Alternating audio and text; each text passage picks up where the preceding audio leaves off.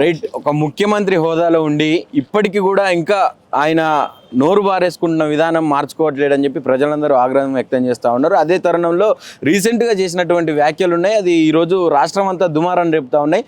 దాని మీద మాట్లాడదాం. మనతో పాటు రాజేష్ నాయక్ ఉన్నారు. నమస్తే బ్రదర్. నమస్తే అన్న. నమస్తే. చూసినావా ముఖ్యమంత్రి గారి వ్యాఖ్యలు? చూసిరా? ఇక రోజు చూస్తూనే ఉన్నాం కదా ఆయన. ఇక తప్పదు కదా, ముఖ్యమంత్రి కాబట్టి తప్పదు కాబట్టి చూడాల్సిందే కదా. చెత్త నా కొడుకు, ఈ చెత్త నా కొడుకు వల్లనే ఇట్లా చెత్త పేరుకపోయిందని చెప్పి మాట్లాడుతూ ఉన్నాడు. ఒక చెత్తోడు, ఒక చెత్తగాళ్ళు ఎట్లా మాట్లాడతారో ఒక ముఖ్యమంత్రికి అట్లా మాట్లాడడం అనేది చాలా దారుణం. అది ఇప్పుడు పనికిరాని ఒక దద్దమ్మ మున్సిపల్ ముఖ్యమంత్రి అయితే ఎట్లుంటుందో ఇవాళ రేవంత్ రెడ్డి పరిపాలన కూడా గట్లే ఉన్నది. అరే నాయన, నువ్వు చెత్త నా కొడక, నువ్వేం చేస్తావు భయ్? నువ్వేం చేస్తావు? 2 సంవత్సరాల నుంచి వెళ్ళి పురపాలక శాఖ మంత్రిగా ఉన్నావు కదా, ఇవాళ ఏం చేస్తావు? నువ్వు ఏం చేస్తావు? సరే, కేటీఆర్ చేసిండో చేయలేదో ఇవాళ హైదరాబాద్ ప్రజలకెరికే, తెలంగాణ రాష్ట్ర ప్రజలకెరికే. 2 సంవత్సరాల నుంచి వెళ్ళి అధికారంలో ఉన్న నువ్వు మున్సిపల్ మంత్రిగా, పురపాలక శాఖ మంత్రిగా ఉన్నావు కదా, ఏం చేస్తావు అంటున్నావు? చెత్తనా కొడక నిన్ననాలా ఎవరిననాలే? చెత్తనా కొడక అని ఈయననాలే ఎవరిననాలే? దరిద్ర కొడుకులు వీళ్ళ దాపరించి ఇవాళ తెలంగాణ రాష్ట్ర ప్రజలు ఒకటే డిసైడ్ అయ్యారు, మా దరిద్రానికి ఇవాళ తెలంగాణ రాష్ట్రంలో ఉన్నటువంటి సీఎం కుర్చీలో ఒక చెత్తను కూర్చోబెట్టినాము, ఆ చెత్తను తీసి అవతల పడేస్తామని చెప్పేసి డిసైడ్ అయ్యారు. ఇంకోటి, ఆయన ప్రతిసారి మాట్లాడుకుంటా ఈ ఒక్కసారి అవకాశం ఇవ్వండి, ఈ ఒక్కసారి నన్ను నమ్మండి అని చెప్తుండు. అంటే ఈ ఒక్కసారి అనే పదానికి అర్థమైంది, అసలు ఎట్లా తీసుకోవాలి ప్రజలు దాన్ని? అంటే అర్థమైపోయింది కదా, నన్ను ఓడగొడతారని అర్థమైంది, క్లారిటీ ఉంది ఆయనకు.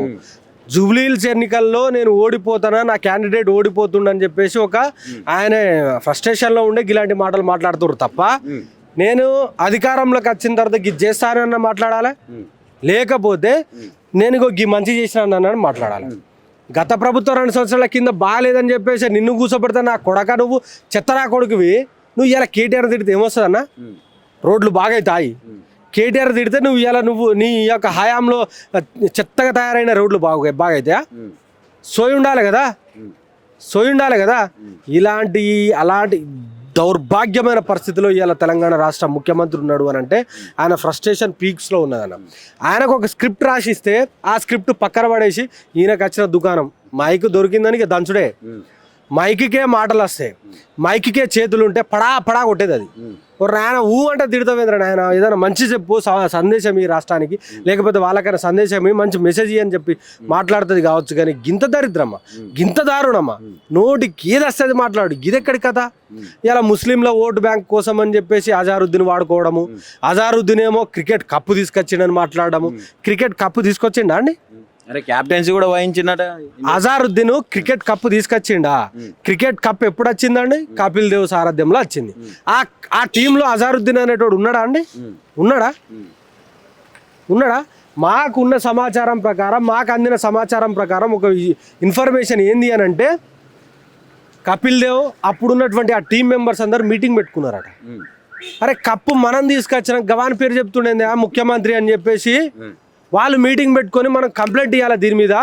ఒక రాష్ట్రానికి ముఖ్యమంత్రికి ఇట్లా మాట్లాడుతుండు అని అంటే అసలు మనం తీసుకొచ్చిన దానికి ఏంది అర్థము అని చెప్పేసి వాళ్ళు మాట్లాడుతున్నారట. తెలుసా నీకు? వాళ్ళు బీసీసీఐకి కంప్లైంట్ ఇవ్వాలి, లేకపోతే ఐసీసీకి కంప్లైంట్ ఇవ్వాలి, ఇంకెక్కడైనా హైకోర్టులో, సుప్రీంకోర్టులో దీని మీద వాళ్ళు కంప్లైంట్ ఇవ్వాలని చెప్పేసి వాళ్ళు పరువు నష్ట దావా చేయడానికి సిద్ధమయ్యారట. ముఖ్యమంత్రికి తెలియదా నిజంగా కప్పు తెచ్చినా తేలేదని? అంత సోయిలే కూడా మాట్లాడతాడు అనుకుంటున్నావా ముఖ్యమంత్రి? అరే, సోయి లేనట్టే కదనే. అజారుద్దీన్ అనేటోడు ఆ టీంలో ఉన్నాడా? అజారుద్దీన్ ఆ టీంలో ఉన్నాడా? మనకి ఎన్నిసార్లు వచ్చింది? 2 సార్లు వచ్చింది. ఒకసారి కపిల్ దేవ్ ఉన్నాడు, ధోని ఉన్నాడు. మరి ఆ 2 టీంలలో లేడు కదా.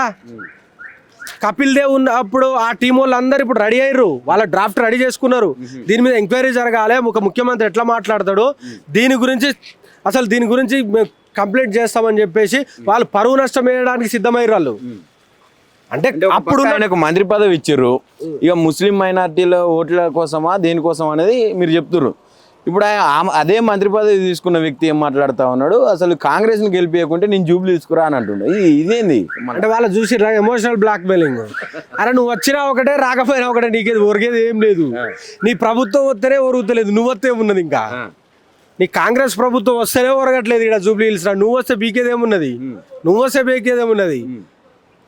14 మందిలో నువ్వో గొర్రె, ఆడున్న గొర్రెలలో నువ్వో గొర్రెవి తప్ప ఇంకేమున్నది దాంట్లో నువ్వేనా పీక్తావా నువ్వు ఏది ఉండదు కదా. ఒక మంత్రిని ముఖ్యమంత్రిని ఇట్లా అనొద్దు అనేది తెలియదు. అదే మరి నీకు ఎవరి పేరు చెప్పుకొని మంత్రి వచ్చింది, ఎవరి పేరు చెప్పుకొని మంత్రి వచ్చింది? ఇలా జూబ్లీ హిల్స్ పేరు మీద నీకు మంత్రి వచ్చింది. నువ్వు ఓటెత్తే అత్తా లేకపోతే రాను, ఇదేంది మాటలు? Black mailing.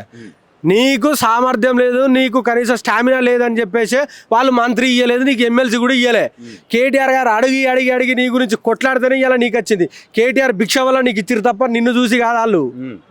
కేటీఆర్ వల్లనే అజరుద్దీన్కి మంత్రి పదవి వచ్చింది.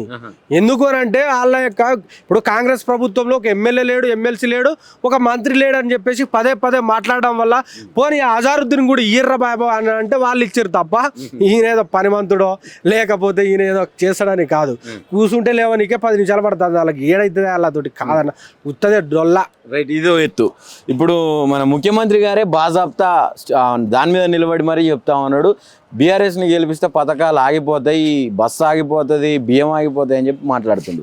ఎట్లా తీసుకుంటారు అంటే రేవంత్ రెడ్డి జేబులకి వెళ్ళి ఇస్తాడా, లేకపోతే రేవంత్ రెడ్డి సొమ్మా, లేకపోతే రేవంత్ రెడ్డి అబ్బా సొమ్మది? ఎవరి సొమ్మది? తెలంగాణ రాష్ట్ర ప్రజల సొమ్మది, నా సొమ్మది, మా సొమ్మది, మన సొమ్ము. నా కొడుక నువ్వెవనివిరా చెత్త నా కొడుకు విను అట్లా అంటావా? అనొచ్చా నువ్వు? మేమందరం కూర్చోబెడితే పని చేస్తున్నావు, పని మనిషి నువ్వు, పని మనిషి లెక్క మాట్లాడాలి కానీ నువ్వు నేను ఆపేస్తా తీపేస్తా తీసుమార్కాని అనుకుంటా ఈ రాష్ట్రంలో. ఇలాంటి వాళ్ళు ఎంతోమంది పోయిరన్నా ఈ యొక్క గడ్డ మీద రేవంత్ రెడ్డి లాంటి వాళ్ళు చాలామంది పోయిర్రు. ఏది వరగదు వాళ్ళతోటి, ఏది కూడా కాదు, గుర్తుపెట్టుకోవాలి. రే ఇన్ని మాట్లాడుతున్నావు, మళ్ళీ రేపు పొద్దుగాల పోయి ప్రచారం చేయాలి నువ్వు. ఒక పక్క నవీన్ యాదవ్ అసలు గల్లీలు దాటరు అని చెప్పి ఆయన బెదిరిస్తూ ఉన్నాడు. ఊహించే మాట్లాడుతున్నావు ఇవన్నీ నువ్వు? 100కు 10,000%.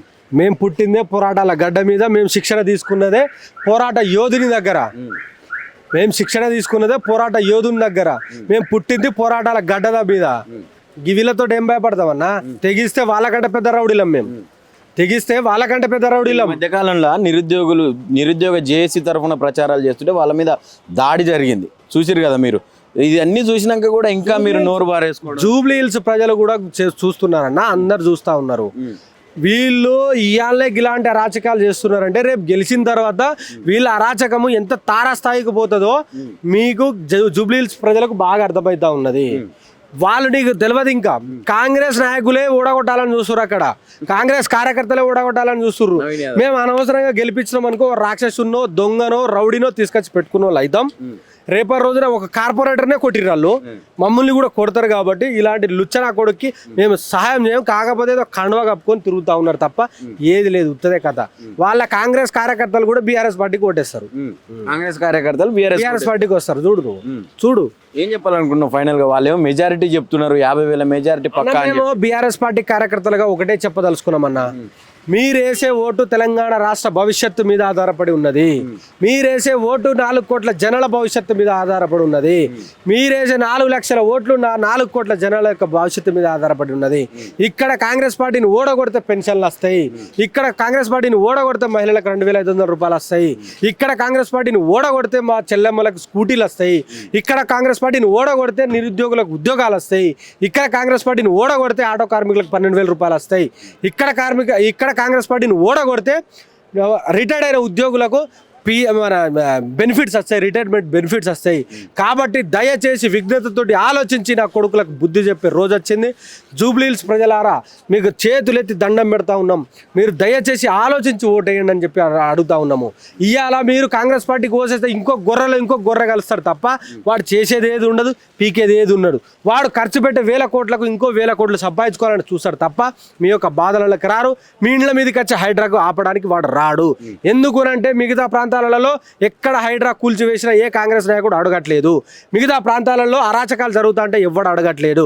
కాబట్టి రేపటి రోజున జూబ్లీ హిల్స్లో ఎటువంటి అరాచకాలు జరిగినా, ఎటువంటి ఆఘాయిత్యాలు జరిగినా, ఎటువంటి దౌర్జన్యాలు జరిగినా బీఆర్ఎస్ పార్టీ ఉంటుంది, కేటీఆర్ గారు ఉంటారు, అక్కడ ఉన్నటువంటి సునీతమ్మ గారు ఉంటారు. కాబట్టి దయచేసి ఆలోచించి 3వ గుర్తు మీద సునీతమ్మకు ఓటేస్తారని మేము మా యొక్క అప్పీల్ చేస్తా ఉన్నాం. Thank you.